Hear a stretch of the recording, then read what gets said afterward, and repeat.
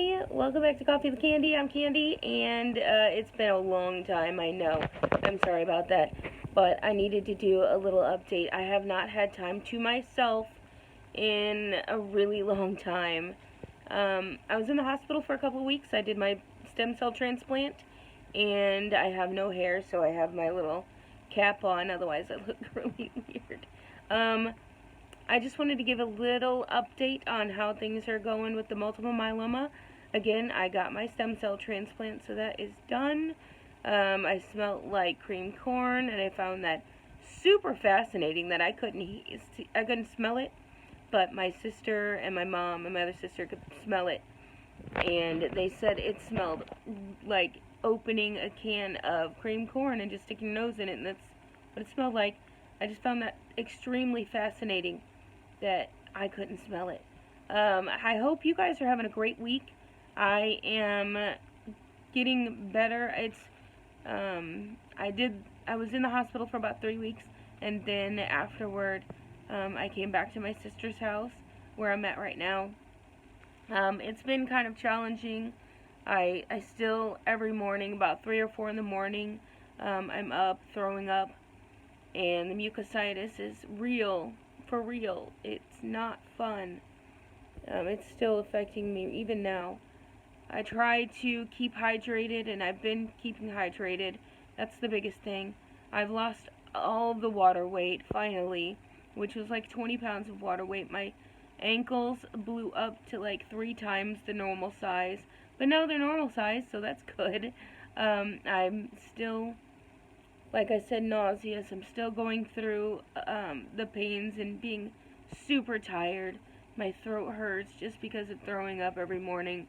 And that's supposed to dissipate, according to the doctors and nurse practitioners. It's supposed to dissipate here in the next couple of weeks. And then my energy, they said it could take up to 6 months, even up to a year, to get back to normal on the energy-wise. I've talked to a lot of people on a multiple myeloma support group, and they said around day 100 they started feeling better. A lot of people said that, so I'm hoping. Right now I'm only like day 23, so I am getting there.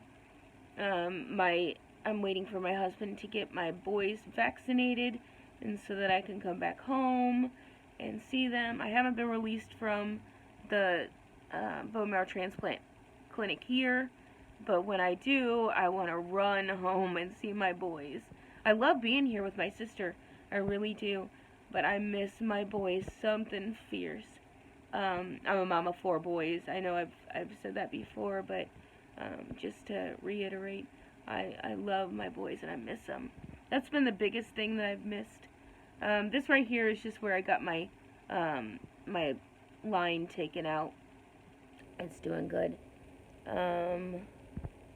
Let's see, I still have my port, so they can use that. It's a power port, so if they need to do anything whatsoever, they just use my port for line draws or labs or whatever.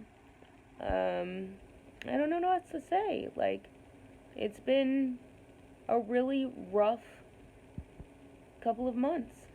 I've gone through, before the stem cell transplant, I had to have apheresis to get all the stem cells out that we could, and it was a really, really difficult part. So I spent 3 days getting my stem cells. Thankfully, he allowed me for the 3rd day. For the first day, I only collected 2.5 million. The second day, I collected 4 million, and then he wanted 9 million cells in order to do my stem cell transplant. He wanted enough for 3 stem cell transplants because of my age, being so young. So he wouldn't transplant unless he had 3. Well, he got the 3, thankfully, on the 3rd day, but I had the worst headache, the worst heartburn. I had developed an ulcer, and it was just a really, really, really difficult time. I had migraines during that time, and I hadn't had migraines like that ever. I had migraines during that time, and I was so tired, so nauseous, everything. It was a rough time, but I got through. I pushed through it because I'm a soldier. That's what I do. Um, I don't know what else to say. It's just been a really eye-opening experience for this. I hope I never have to do this again, but I know probably I will have to do this bone marrow transplant again. But I've got 2 more sets, so if I need it, I've got it. Hopefully this will last for a long time, and I won't need it for a long time. My multiple myeloma specialist already has a plan for the maintenance to try and keep me in remission for as long as possible, and I'm hoping that soon I can get to go home. I have been here for a while, since the end of August. I think it was August 30th I came here, and now it is soon to be the end of October. So September and October I've been here, minus the little hospital stay. And again, I love being here with my sister, but I miss my fellas. I really do. I miss cuddling with them and hanging out with them and doing their homework with them and helping them and reading with them. I just miss being the mommy. There's been many things that my husband has told me that he didn't realize that I did, and he appreciates me for the things that I did. There was so much that I did with the kids that he didn't realize had to go into that part. He just worked and paid bills and thought that was it. But there's a lot that goes in with kids, and he realizes that now, and he appreciates all that I did. So now he's been having a difficult time doing that, but he's been doing it. He's been doing a great job with the kids, and I just miss them, especially my little one, that he's so snuggly. I love being snuggly with him, so I miss him. Well, anyways, I just wanted to give a little shout out. I've been drinking a lot of fluid.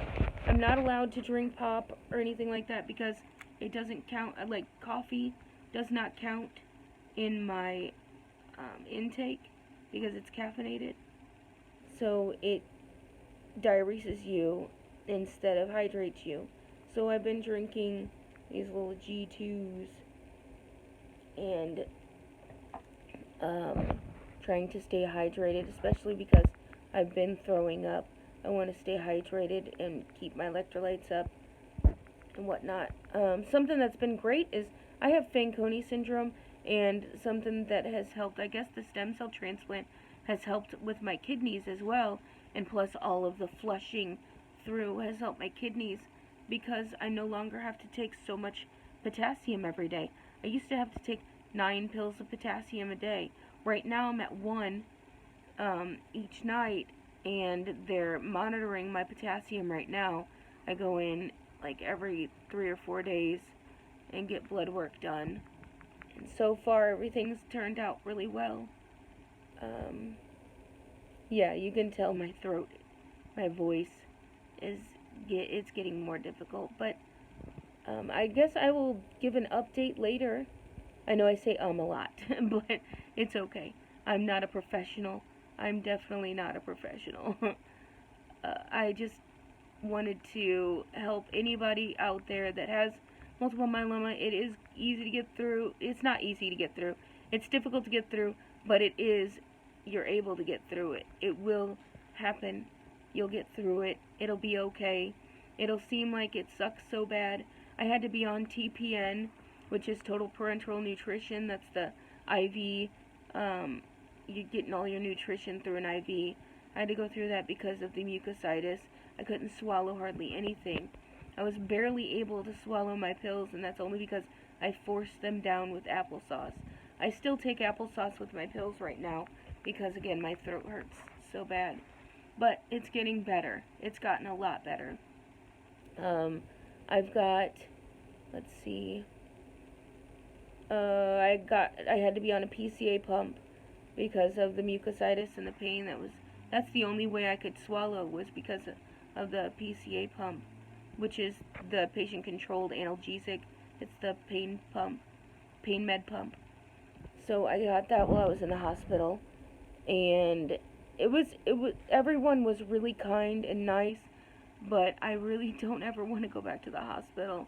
The hospital food was not good, and I was tired, and I could only stay in my room because my room had a beautiful view. It was a really nice, beautiful view, and it was nice and bright in my room, but to walk the hallways was dark and gloomy, and I got to walk around in my room a lot. That's what I did. I just walked around in my room, and every morning I would get up and dance to some music to get myself going, and I forced myself to get up and move, because you're not going to want to move. You're not going to want to get up out of bed, but I just forced myself to get up out of bed, because if you don't use it, you lose it, and I want to keep as much muscle mass as possible, as much movement as possible. What else? The bed was not comfortable. Only in the last 4 days somebody said, yeah, most people bring in a pillow topper, a mattress topper. I'm like, when was I going to be told that? I could have brought in a mattress topper and slept so much better, but it was hard to sleep on that bed. It's like sleeping on the floor with carpeting. Sleeping on a carpeted floor. That's what it felt like. What else? The people, again, were very nice. My doctor, my nurse practitioners, all the nurses, the nursing staff, the ancillary staff, everyone was very nice. However, I don't ever want to go back, and I know I'm going to have to eventually, but I don't want to go back. It was difficult, to say the very least. It was difficult. I don't know what else to say. I check my blood pressure every morning and every night. My temperature every morning, every night. My thermoregulation is off, according to the doctors and nurse practitioners. They said that'll get better also. So the fatigue, the nausea, the vomiting, everything will get better in time. It just takes time. But the thermoregulation being off, it makes it to where I'm really cold sometimes, really hot sometimes, but most of the time I'm cold. All the time I'm cold. Last night I checked my temperature, it was 99.4. This morning it's 98.6. So it's just hit or miss. Sometimes it's 99 point something, sometimes it's 98 point something. Other than that, it's again, the people have been great, but the stay itself, the procedure itself was not fun. When I got this out, it was a lot easier than I thought. I thought it was going to be scary. I thought it was going to hurt, all this stuff. The only thing that hurt was the little local anesthetics that they put in, little shots to numb the area. Other than that, it was easy peasy. She cut it off, cut it out of my skin because it was tunneled, obviously. So they cut it out and then pulled it out, and I asked to look at it and see how big it was, and it's pretty big. But she held pressure and everything was good, and so far everything's been good. Going in was more difficult than coming out. So if that's any help to anybody that's getting ready to go through the stem cell transplant, you'll get the central line put in, and it's weird. I was awake during the whole time, obviously, and I remember every little bit of it. Some people get medicine and they don't remember it. I got medicine, but I remember every bit of it, and how when they put it in, it kind of touched the side of my heart, so it made my heart do a couple of funky beats, but then it was fine. What else? Yeah, and coming out, it's easy to come out. It's not scary. Everything was fine though. Overall I got 4 units of blood because my hemoglobin was low. If it gets below 8, for my case, if it got below 8, I had to get a transfusion. I got platelets a couple of times because my platelets were really, really low. I don't know what else. My numbers have been coming up great. While you're in the hospital, they give you your numbers, your white blood cell count, your hemoglobin hematocrit, your ANC. The ANC is the absolute neutrophil count. That's the most important count, other than the hemoglobin and the platelet count. But the ANC shows if you are susceptible to getting sick or not. If the ANC is below 1,000 and trending down, then you're really susceptible to getting sick by anything and anyone. But if you have above 1,000 ANC, then for the most part you're okay, but still stay away from sickness. What else? My numbers got to 0, and that's normal for a stem cell transplant. Your numbers get all the way down to 0, and you're like, I got nothing. No white blood cell count, no platelets, no ANC. I got 0.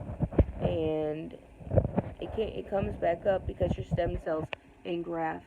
And once they engraft, and you're over 3 days ANC above 500, and if your platelets are over 10,000, or no, over 20,000 for 7 days, then it shows that you're engrafted.